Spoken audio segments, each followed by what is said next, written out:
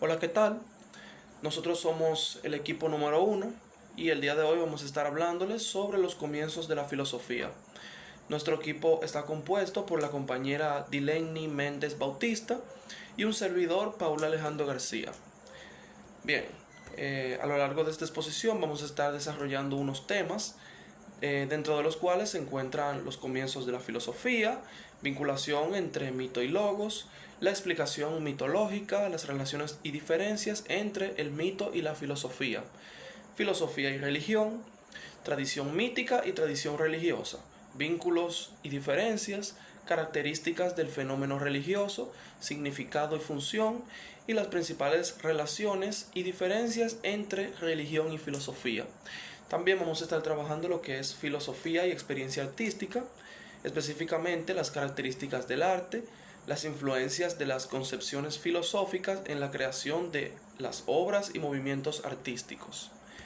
En cuanto a los objetivos que nos proponemos mediante esta exposición, destacan el analizar la transición del mito al logos en los inicios de la filosofía, destacando las diferencias y relaciones entre la explicación mitológica y el pensamiento filosófico, así como su influencia en la tradición religiosa. También está a comparar la filosofía, la religión y el arte como formas de comprensión de la realidad, examinando sus vínculos, diferencias y funciones en la experiencia humana. También vamos a explorar la influencia de las concepciones filosóficas en la creación artística, identificando cómo las corrientes filosóficas han impactado en el desarrollo de movimientos y obras a lo largo de la historia. Bien, yo voy a iniciar con la exposición y pues el primer tema que vamos a trabajar, como pueden ver acá, son los comienzos de la filosofía. Bueno, al hablar del surgimiento de la filosofía, algo que debemos hacer es transportarnos a la antigua Grecia, que comprende todo el territorio que pueden ver acá en pantalla, la cual antes del surgimiento de la filosofía estaba caracterizada por las siguientes circunstancias.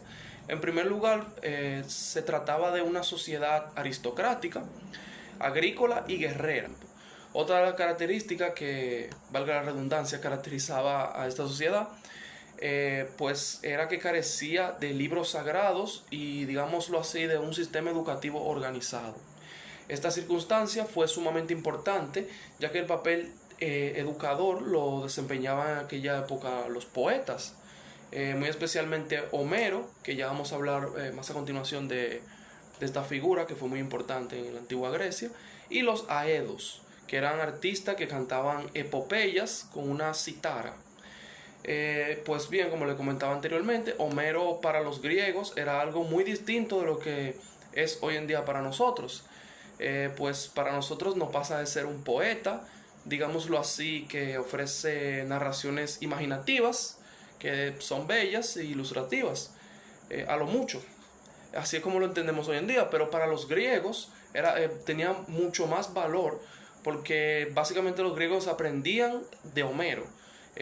O sea que su obra venía a ser algo así como el libro de texto en el que sucesivas generaciones aprendían varias cosas, entre las que destacan la moral y el conjunto de valores que ya describimos. También está la teología, era otra de las cosas que se aprendían allí, dentro de los que destaca la organización social de los dioses, con Zeus como rey supremo, y sus formas de comportarse descritas por Homero, las cuales se corresponden totalmente con la organización social y el código moral de lo que era la sociedad griega. La conducta de los dioses, que más tarde también sería analizada por la filosofía, por los filósofos. Además de la moral y la teología, también tenemos que pues los griegos aprendían de Homero todo lo que en realidad sabían, o creían saber, mejor dicho, digámoslo sobre todo, sobre historia, geografía, navegación, arte militar, cosmología, etcétera. Entonces, bajo el contexto antes explicado, fue cuando tuvo lugar un glorioso descubrimiento en la isla de Samos y en las otras colonias, que la isla de Samos es esta que podemos ver aquí, y como decía, en las otras colonias griegas que se habían desarrollado a lo largo del transitado mar Egeo. Allí, de repente surgieron personas que creían que todo estaba hecho de átomos, que los seres humanos y los animales se habían evolucionado a partir de formas más simples, que las enfermedades no eran causadas por los demonios ni por los dioses, y que la Tierra no era más que un planeta que giraba alrededor de un sol lejano. Esta revolución sacó al cosmos del caos, pues en el siglo VI a.C. se desarrolló aquí una idea, una de las más grandes, y que pasaría, ¿verdad?, a ser una de las más grandes ideas de la raza humana. Se mantenía que el universo era conocible. ¿Por qué?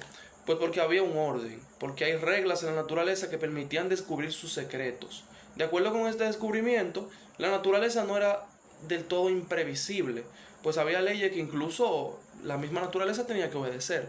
Y digamos que este carácter ordenado y admirable del universo fue llamado cosmos, en contradicción directa con la idea de caos. Este fue el primer conflicto que conocemos entre la ciencia y el misticismo, entre la naturaleza y los dioses. Pero, ¿por qué aquí? O sea, es una pregunta que a lo mejor no podría surgir. ¿Por qué en estas islas remotas del Mediterráneo Oriental? ¿Por qué no, por ejemplo, en las grandes ciudades de la India, Egipto, Babilonia, China o Centroamérica? Pues por una razón fundamental, porque todas estas ciudades estaban en el centro de antiguos imperios y por tanto pues tenían sus formas fijas y estaban cerradas a nuevas ideas. Pero aquí, cuando digo aquí me refiero a las islas de Jonia y demás, pues había una gran cantidad de islas y ciudades que habían sido recién colonizadas. El aislamiento, aunque no sea total, pues sabemos que propicia la diversidad, haciendo que ninguna concentración de poder aislada pudiera forzar la conformidad y por tanto que la libre investigación se hiciera posible en estas sociedades. Dicho de otra manera, que estas tierras estaban más allá de las fronteras de los imperios. Entonces eso permitió que los mercaderes, turistas y navegantes que venían desde África, Asia y Europa se reunieran en los puertos de la Jónica para intercambiar mercancías, leyendas e ideas. Hubo un fuerte impetuoso cambio de tradiciones, de juicios, idiomas y dioses. Estas personas estaban dispuestas a experimentar, a diferencia de las demás personas. Y digamos que cuando se está abierto a poner en cuestión rituales y viejas tradiciones, resulta que una pregunta conduce a otra. ¿Qué se puede hacer, por ejemplo, cuando se está enfrentado a varios dioses diferentes que reclaman el mismo territorio? El Marduk de los babilonios, por ejemplo, y el Zeus de los griegos estaban ambos considerados como el rey de los dioses y señor de los cielos.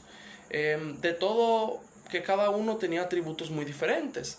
Se podría decir que uno de ellos entonces había tenido que ser una mera invención de los sacerdotes.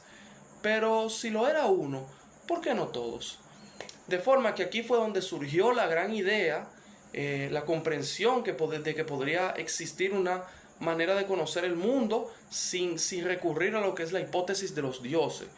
O sea, que podría haber principios, fuerzas, leyes naturales a través de las cuales se podía entender el mundo sin tener que atribuir la caída de cada gorrión a una intervención, por ejemplo, directamente de Zeus. Y por eso podemos decir que ese lugar fue la cuna de la ciencia, pasando de esta forma a lo que fue conocido como del paso del mito al logos.